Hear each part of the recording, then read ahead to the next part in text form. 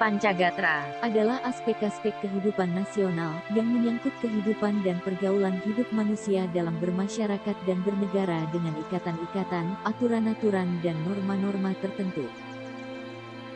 Hal-hal yang termasuk Pancagatra adalah sebagai berikut. Ideologi. Ideologi suatu negara diartikan sebagai guiding of principles atau prinsip yang dijadikan dasar suatu bangsa. Ideologi adalah pengetahuan dasar atau cita-cita. Ideologi merupakan konsep yang mendalam mengenai kehidupan yang dicita-citakan serta yang ingin diperjuangkan dalam kehidupan nyata. Ideologi dapat dijabarkan ke dalam sistem nilai kehidupan, yaitu serangkaian nilai yang tersusun secara sistematis dan merupakan kebulatan ajaran dan doktrin. Dalam strategi pembinaan ideologi berikut adalah beberapa prinsip yang harus diperhatikan. 1. Ideologi harus diaktualisasikan dalam bidang kenegaraan oleh warga negara Indonesia. 2. Ideologi sebagai perekat pemersatu harus ditanamkan pada seluruh warga negara Indonesia. 3. Ideologi harus dijadikan panglima, bukan sebaliknya.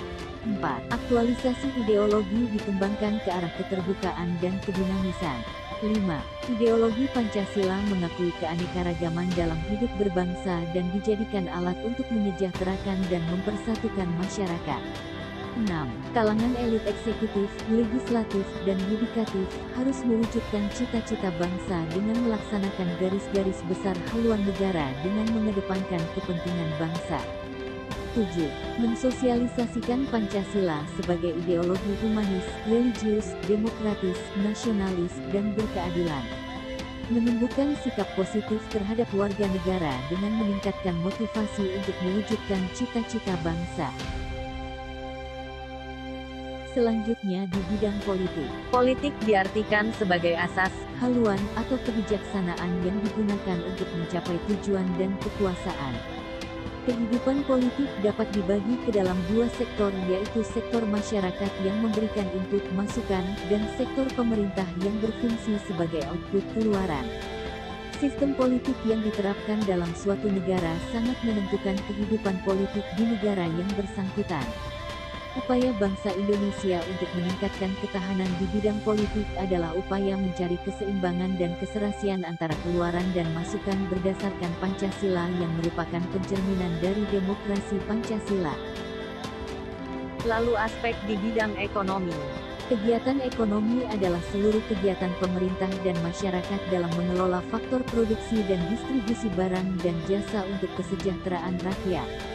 Upaya meningkatkan ketahanan ekonomi adalah upaya meningkatkan kapasitas produksi dan kelancaran barang dan jasa secara merata ke seluruh wilayah negara. Upaya untuk menciptakan ketahanan ekonomi adalah melalui sistem ekonomi yang diarahkan untuk kemakmuran rakyat. Ekonomi kerakyatan harus menghindari free fight liberalisme, etatisme, dan tidak dibenarkan adanya monopoli. Struktur ekonomi dimantapkan secara seimbang dan selaras antar sektor. Pembangunan ekonomi dilaksanakan bersama atas dasar kekeluargaan. Pemerataan pembangunan dan hasil-hasilnya harus dilaksanakan secara selaras dan seimbang antar wilayah dan antar sektor. Kemampuan bersaing harus ditumbuhkan dalam meningkatkan kemandirian ekonomi. Ketahanan di bidang ekonomi dapat ditingkatkan melalui pembangunan nasional yang berhasil, namun tidak dapat dilupakan faktor-faktor non-teknis dapat mempengaruhi karena saling terkait dan berhubungan. Berlanjut ke aspek di bidang sosial dan budaya. Sosial budaya dapat diartikan sebagai kondisi dinamika budaya bangsa yang berisi keuletan untuk mengembangkan kekuatan nasional dalam menghadapi dan mengatasi ancaman, tantangan, halangan, dan gangguan ATHG. Gangguan dapat datang dari dalam maupun dari luar, baik secara langsung maupun tidak langsung, yang membahayakan kelangsungan hidup sosial NKRI berdasarkan Pancasila dan Undang-Undang Dasar 1945. Esensi ketahanan budaya adalah pengaturan dan penyelenggaraan kehidupan sosial budaya. Ketahanan budaya merupakan pengembangan sosial budaya di mana setiap warga masyarakat dapat mengembangkan kemampuan pribadi dengan segenap potensinya berdasarkan nilai-nilai Pancasila. Lalu aspek di bidang pertahanan.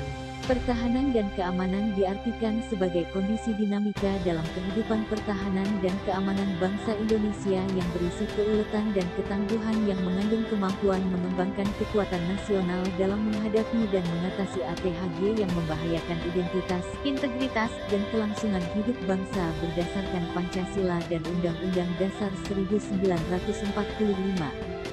Ketahanan di bidang keamanan adalah ketangguhan suatu bangsa dalam upaya bela negara, di mana seluruh upolik Sosbud Hankam disusun, dikerahkan secara terpimpin, terintegrasi, terorganisasi untuk menjamin terselenggaranya sistem ketahanan nasional. Prinsip-prinsip sistem ketahanan nasional antara lain adalah sebagai berikut. 1. Bangsa Indonesia cinta damai tetapi lebih cinta kemerdekaan. 2. Pertahanan keamanan berlandasan pada landasan ideal Pancasila, landasan konstitusional UUD 1945, dan landasan visional wawasan Nusantara.